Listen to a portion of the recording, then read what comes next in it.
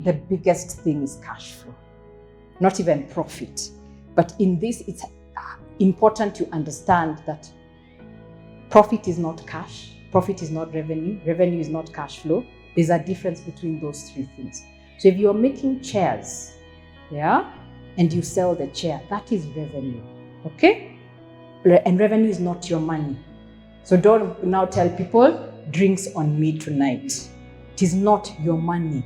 Why isn't it your money? Because in the process of making the chair, there was a fundi for labor, you needed to pay them labor, you needed materials, there was a drill that was used, etc. All that went into making the chair. So when you sell the chair, you still have people that you needed to pay. Okay, so that is revenue. So if you sell the chair for 1,000 bob, then you realize actually to make this chair was 700 bob. Yeah. Now you remove your 700 bob, you're left with 300 bob. That is then profit. Okay, you are in business to make profit. Let's be clear about that. You're not in business to survive or it's okay. Because sometimes we treat our businesses as like, it's just a thing I do and money goes in and out somehow. You are in business to make a profit. So, but profit is what is you sell your product or service at, you remove the costs and you're left with 300 bob. That is profit. Profit is not cash because guess what?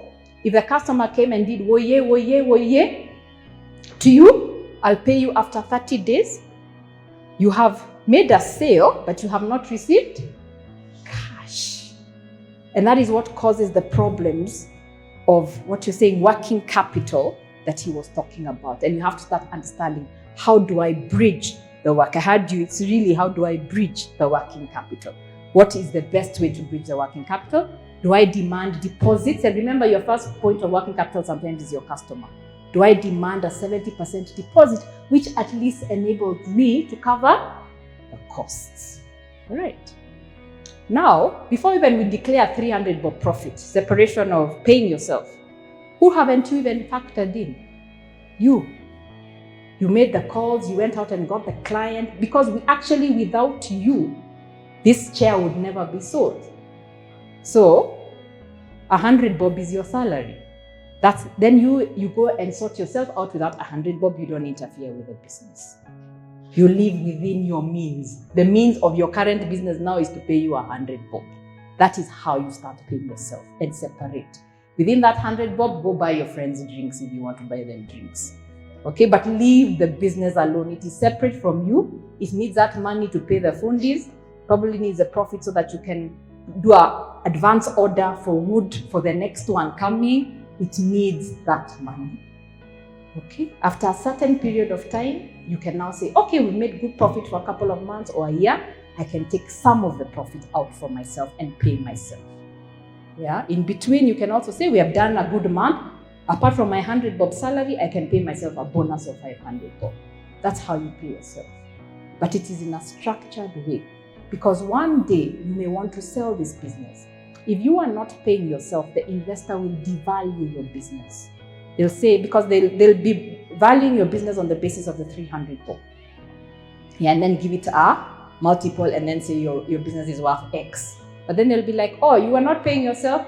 They now know nobody is going to come here and provide free labor for you. And they're saying that 300 bob profit is a false profit. The real profit is 200. So we're not giving you X, we're giving you Y. Yeah, so it devalues your business. Yeah. You have to save for a rainy day for yourself so that you don't cripple the business when something goes wrong in your life. That's why even as you're doing entrepreneurship, your own personal finances cannot be ignored, because what kills a lot of businesses is not that the business was bad. It is your own indiscipline with money.